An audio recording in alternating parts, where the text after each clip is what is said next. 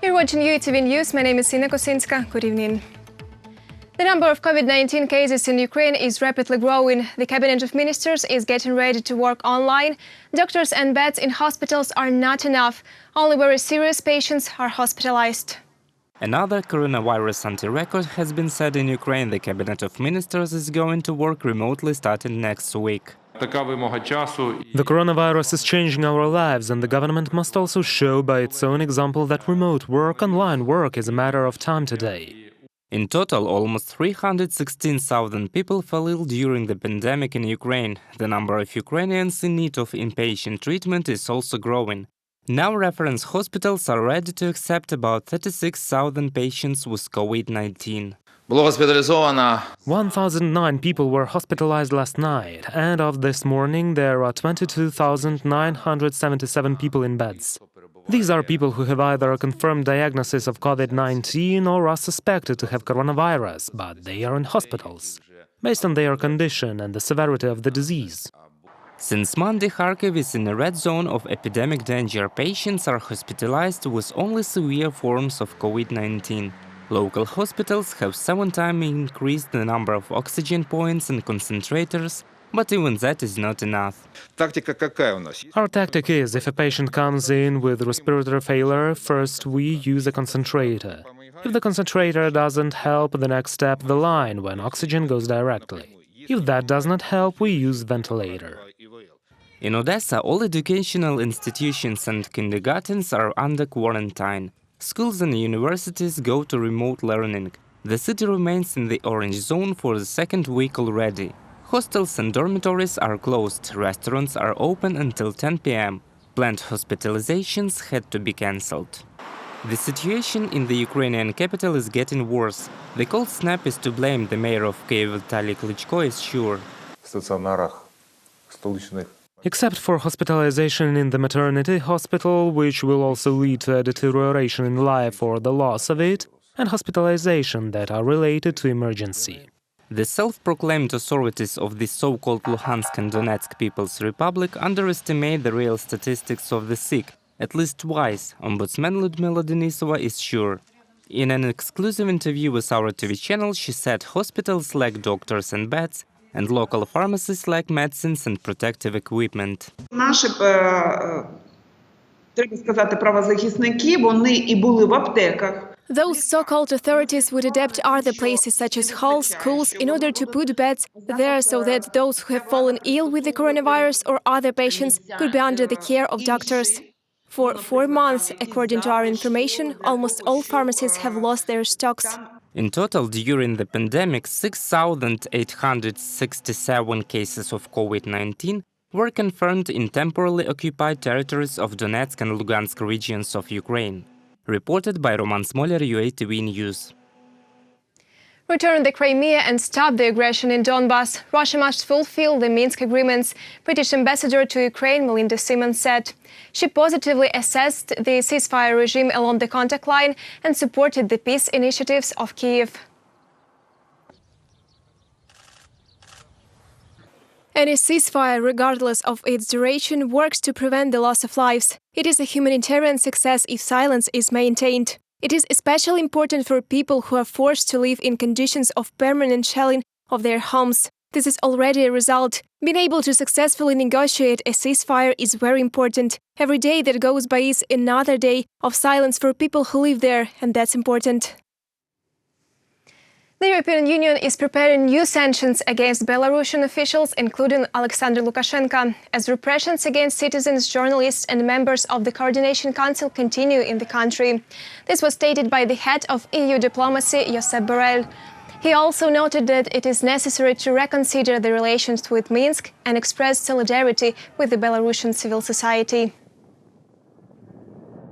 We will continue our support to the Belarusian people, to the civil society and independent media by all means that we have, financially and politically, through international cooperation and coordination, trying to support the media, trying to isolate the Lukashenko government, providing financial support to the people of Belarus.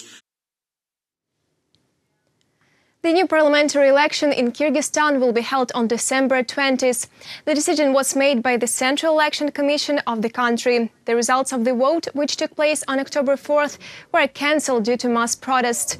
More than 1,000 people were injured as a result of riots and clashes. One protester was killed. Under pressure from the opposition, President Sooronbay Jeenbekov resigned. Now the duties of the head of state are performed by Prime Minister. The United Nations urged the authorities of Kyrgyzstan to obey the law.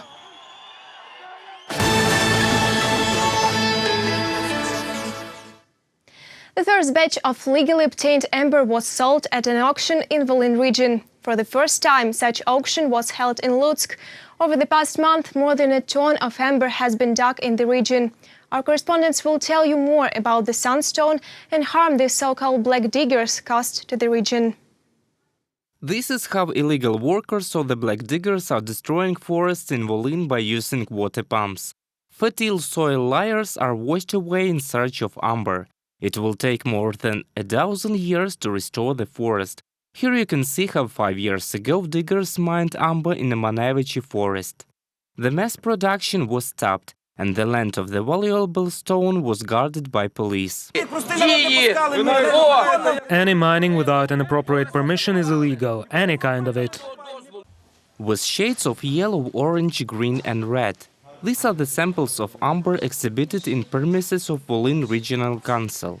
All the stones were extracted legally. The result of the activity for the month is 1 ton 84 kilograms. Only local residents work in the company in Minsk district. In order to not only admire but bring profit to the regional budget, the first auction was held in Lutsk. They sold the legally obtained amber. The stone was divided into 8 fractions, half a gram and half a kilogram. Experts estimated the most expensive lot at almost 77,000 hryvnias. We conducted a scientific gemological examination. There is a standard, there is a sample, and the fractions presented were examined. Relevant expert opinions were issued according to the form approved by the Ministry of Finance. This is a good, normal amber. This is a withdrawal from shadow schemes, so I understand and hope for it. Ukrainians and several foreigners participated in the auction. They were the main players. The record purchase was made by Estonians who bought a 100-kilogram batch for almost 6 million hryvnias.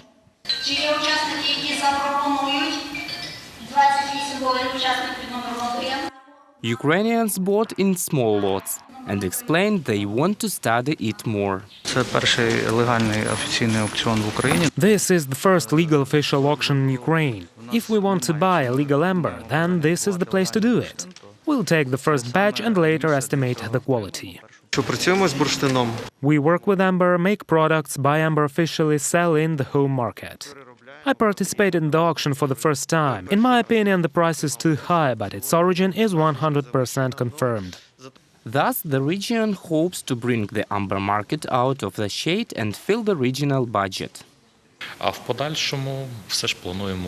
We plan to change from the sale of raw materials to the sale of products. The result of our activities is the funds that come to the regional budget. They finance social projects, kindergartens, hospitals, etc. During the first production, more than 720 kilograms of amber were sold. 20 million hryvnias were gathered.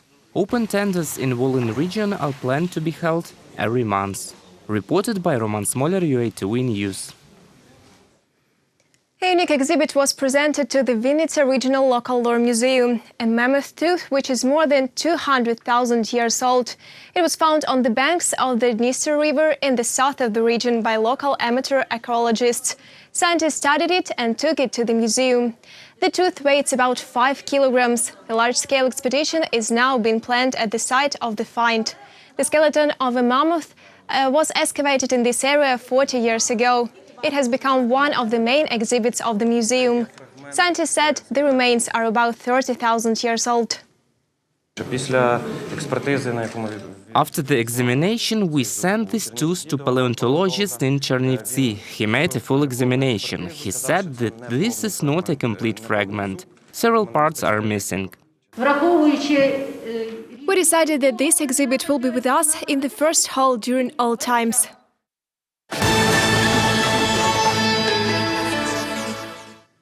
The WBC International Silver champion belt was brought to Ukraine from Germany by Petro Ivanov. This is the first adult title of a 24-year-old boxer. Our correspondent will tell you about the importance of the athlete's achievement and plans. Petro Ivanov started his professional career 6 years ago. In 2018, he became the WBC Junior World Champion. Last Friday in Germany, he won an impressive victory over the German boxer Yusuf Kanguele. The Ukrainian got the initiative from the first minutes of the fight and in the fourth round knocked his opponent down. He became the owner of the WBC Silver International Champion title.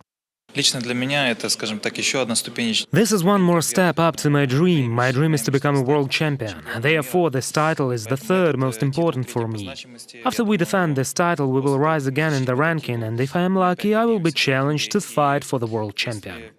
Petro Ivanov and 4 other Ukrainian boxers, Vladislav Serenko, Alexander Zakhozhy, Andriy Velikovsky and Karen Chokadyan, are boxing under the German promotion company. The next fights are planned to be held in Germany on December 13, if the epidemic situation allows. We are planning 4 title fights. As for the Ukrainian boxers, the opponents will be from the top 100 of the world rating. Well, it is planned. I do not know about Vasily Lomachenko, but we will definitely invite Alexander Usyk. The company's managers are confident that over time their boxers will be in the top world ratings in their weight categories. Reported by Roman Smoler, UATV News.